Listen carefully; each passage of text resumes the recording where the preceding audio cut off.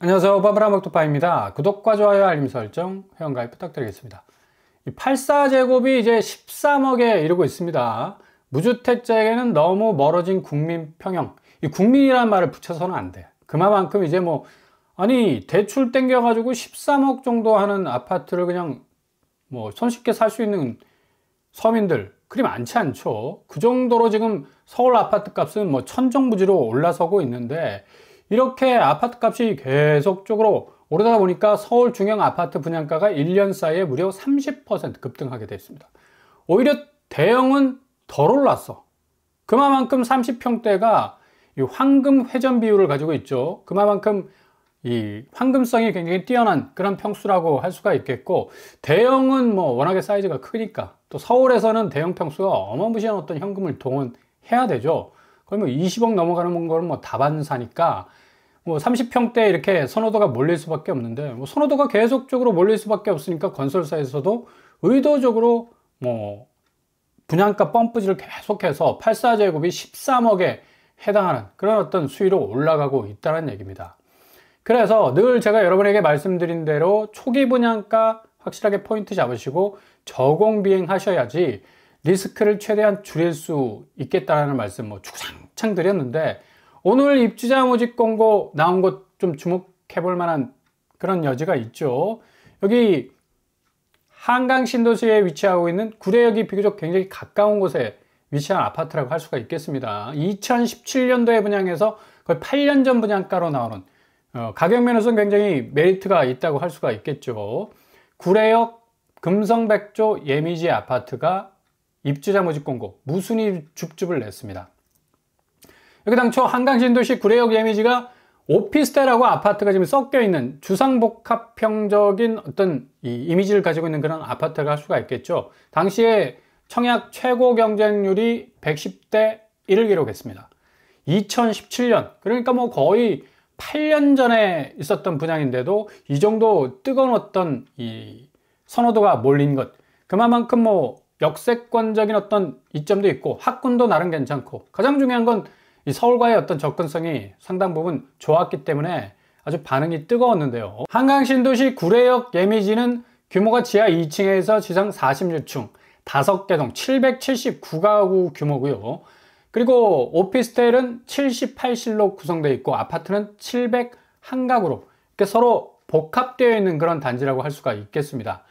일단은 교통 여건이 우수하다는 점, 김포 도시철도 구례역 출구와 맞붙은 초역세권 단지라고 할 수가 있겠고, 이게 2017년도에 나왔던 기사인데 11월에 개통을 했습니다. 그래서 복합 환승센터도 위치해 있어서 수도권 안팎으로 이동하기 편리한 어떤 교통환경을 가지고 있다고 할 수가 있겠고요. 단지 주변으로 한가람초등학교, 호수초등학교, 한가람중학교, 솔토고등학교 등이 위치하고 있어서 학군도 비교적 안정적으로 포진이 되어 있는 곳이라 할 수가 있겠죠. 일단 여기 중요한 게 뭐냐면 이 규제 지역 여부인데 비규제 지역으로 한정이 되어 있고요. 재당첨 제한 없고 전매 제한 없고 거주 의무 제한 없습니다. 분양가 상한제는 대신 적용이 돼. 이게 굉장히 중요한 포인트라고 할 수가 있겠죠. 일단은 재당첨 제한이 없다는 사실, 굉장히 이 아파트 자체를 돌리는 데 있어서는 상당한 메리트가 될 수가 있겠고, 전매 제한 기간도 없습니다. 심지어 거주 의무 기간도 없다라는 얘기.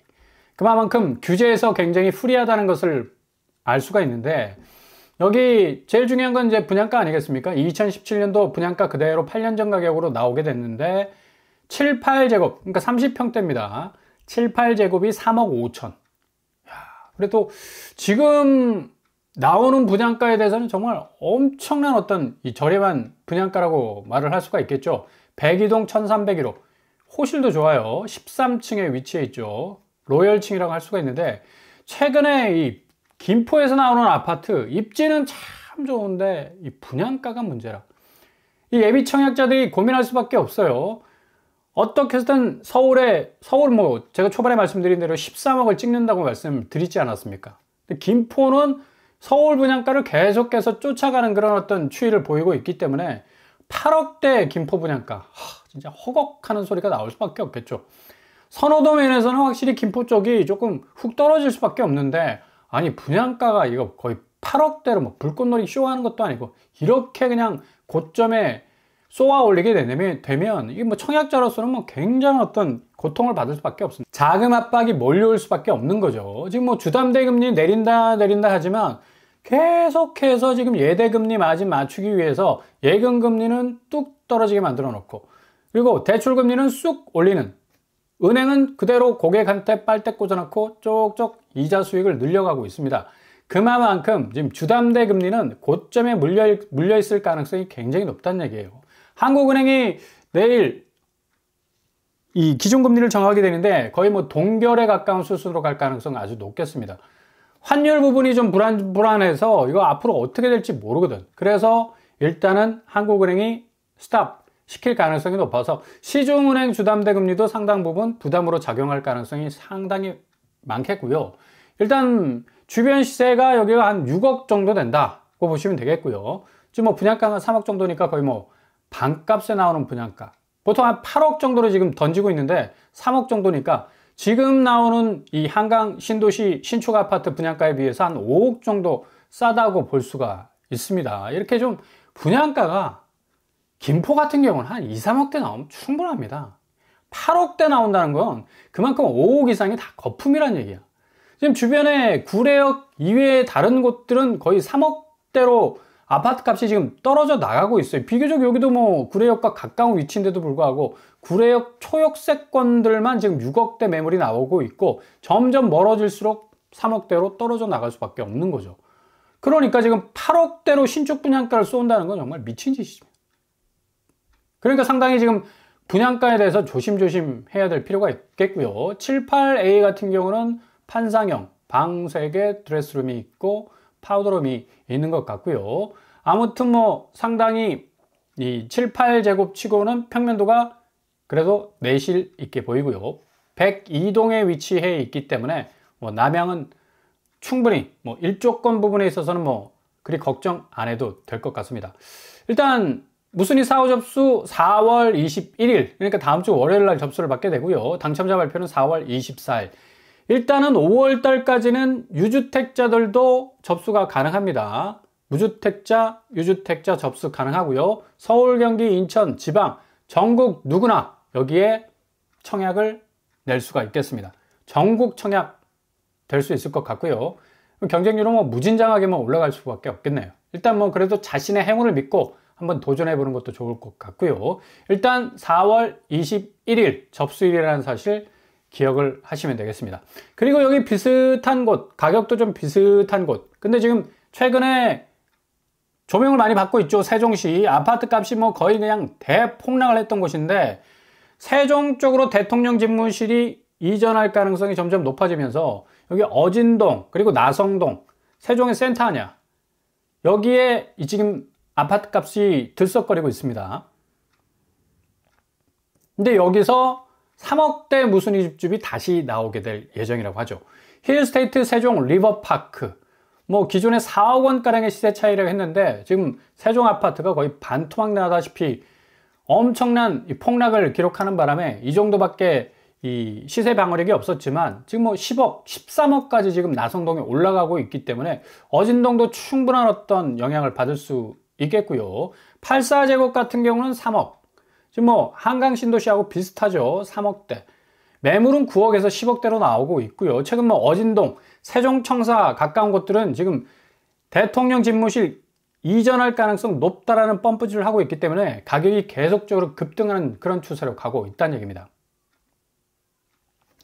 나성동은 지금 뭐 13억을 돌파하고 있는 그런 어떤 매매 거래도 나오고 있다고 하는데 3월 거래량이 2배 늘었고요. 매물은 12% 정도 주는, 투자자가 뭐 본격적으로 지금 진입하고 있다라는 그런 기사도 나오고 있는데 이거 잘못하면 다시 투기적인 어떤 이 분위기 이상하고 쎄한 그런 느낌으로 갈 가능성도 높겠습니다. 그러니까 잘 지켜보시고 84제곱 같은 경우는 굉장히 또 이 방 3개에 드레스룸 하나 이렇게 형성이 되어 있네요. 그만큼 좀 내실 있는 이 평면도를 가지고 있다라고 말씀을 드릴 수가 있겠고, 여기에 위치해 있어서 일단 뭐 강변은 뭐 훤히 내다보이는 그런 조망권을 가지고 있습니다. 어진동은 또 특별히 이 오송역과 직결될 수 있는 도로가 잘 뚫려 있어서 뭐 서울 수도권으로 가는 데는 뭐 전혀 지장이 없는 그런 곳이라 할 수가 있겠습니다.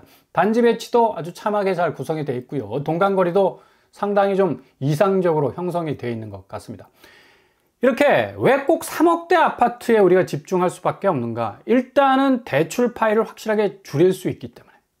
그리고 대조정 장세가 아파트 시장에 분명히 찾아올 겁니다. 그래서 이하로 떨어질, 그러니까 지금 기준선에서 이하로 무조건 떨어진다고 생각하신다면 3억대 아파트, 굉장히 무순위 부분에 있어서는 시세 방어력을 형성할 수 있는 범퍼 역할을 할 수 있을 가능성이 높습니다. 정말 거짓말 같은 일들이 눈앞에 딱 펼쳐지게 될 거예요. 절대로 떨어지지 않을 것 같았던 아파트 시세들이 뚝뚝 떨어지는, 정말 추풍낙엽처럼 그냥 날아가는 그런 어떤 상황도 발생할 수 있겠고요. 그래서 하방 압력 고려해서 주변 시세 대비 초기 분양가 잘 체크를 하셔야 된다는 얘기죠. 수도권 경기권은 뭐 엄청난 조정장을 맞이할 가능성이 높겠고, 환율, 늘 말씀드렸죠. 금리, 이 가두리 당한 집값, 대환장 조정세가 분명히 찾아올 겁니다. 그러니까 이런 어떤 3억대 무순위는 더욱더 우리가 초집중해서 바라봐야 될 필요가 있다는 얘기죠. 환율 부분 뭐 1,400원대 깨진다 만다 뭐 했는데 제가 늘 말씀드렸죠. 안 깨진다고. 이거 뭐 그냥 기대 심리에 불과하다고. 절대로 미국은 강달러 포기 안 합니다. 트럼프가 수출 파이의 확대를 위해서 달러 약세로 간다 하지만 이거 부채 때문에, 그리고 국채 때문에 강달러 포기를 못 하거든. 그래서 오늘 1,430원 다시 오르기 시작을 했고요. 미국 국채가 지금 수익률이 4.3%야. 4.5%까지 가다가 조금 주춤하고 있는데, 이 국채 가격 자체가 지금 뚝뚝 떨어지고 있으니까 미국 자체가 이 5경이나 되는 부채를 좀 국채 찍어가지고 팔려고 했는데 국채 인기가 시들시들하는 거야. 증시 붕괴돼, 국채도 붕괴돼.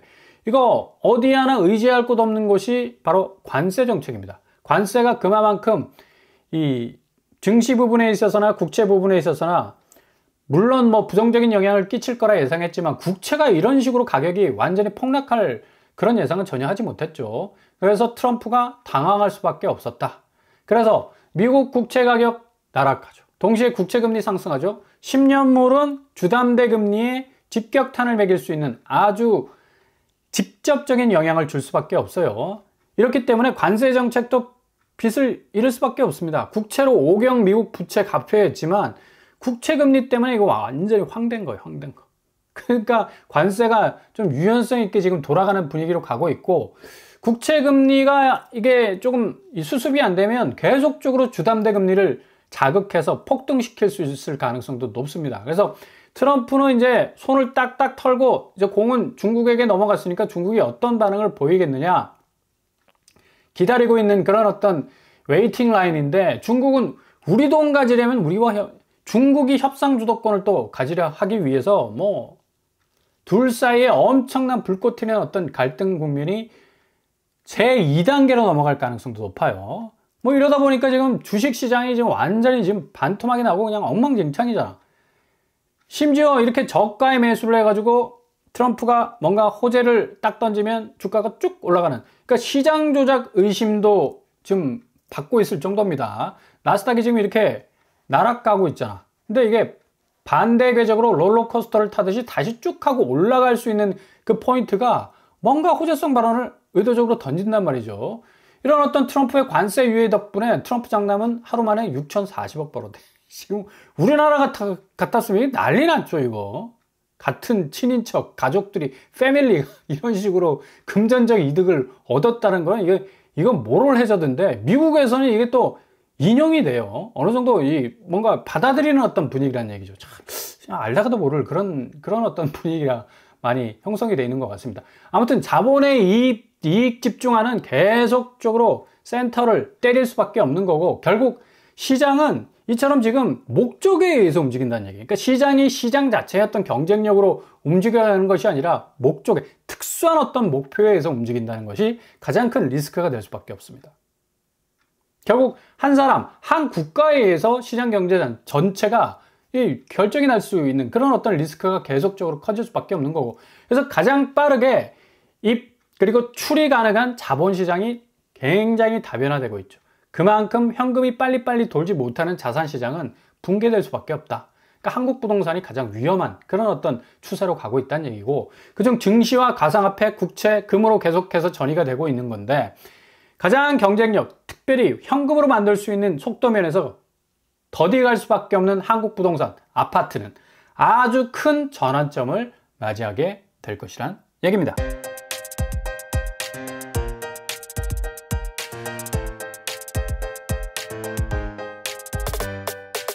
오늘의 부동산 캐릭터죠. 10억 하는 아파트가 3억 한다면 당연히 관심을 가질 수밖에 없는 거죠. 그만큼 초기 비용을 줄이게 되면 확실히 지금 부동산 시장 내에 지금 들어오고 있는 이 리스크를 확실하게 줄일 수 있는 또 다른 차원의 내 집 마련의 안전판을 형성할 수 있는 그런 하나의 방법이 될 수 있을 것 같습니다. 오늘도 응원합니다. 항상 여러분의 길이 꽃길만 되실 수 있길 바랍니다. 빰빰한 목표 마치겠습니다. 구독과 좋아요 부탁드립니다. 감사합니다.